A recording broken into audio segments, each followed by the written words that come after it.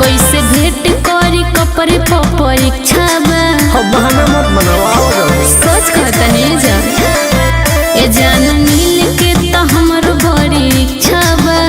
कैसे भेंट करी कपड़े पर परीक्षा बा सुनो बोला मामा तनी चुमा एगो मन बहलावेला हेलो हेलो का सोना सुत गइलू ना सोना पहले बिना बात रात के नींदियो न आवेला हेलो हेलो का सोना सुत गइलू ना सोना तोहरा के लाइने पर लेके सुता आई लव यू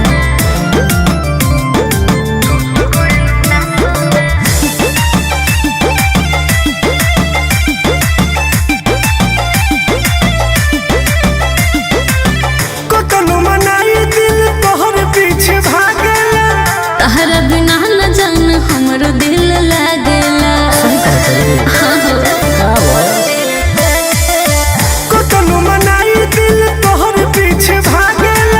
तहरा बिना न जान हमरो दिल लागेला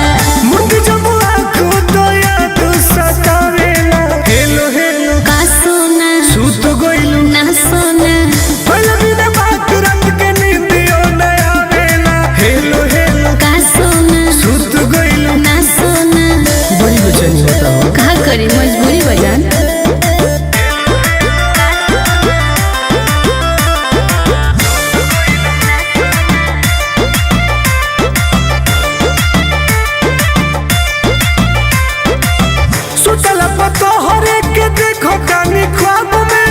पढ़िला तो फोटो तोहर लौकला किताब में सच्चा प्यार के निशानी है हाँ हो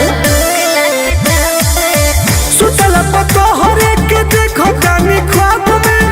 पढ़िला तो फोटो तोहर लौकला किताब में सुनिल टुन टुन के मन बहकावेला हेलो हेलो का सोना सुत गइलू ना सोना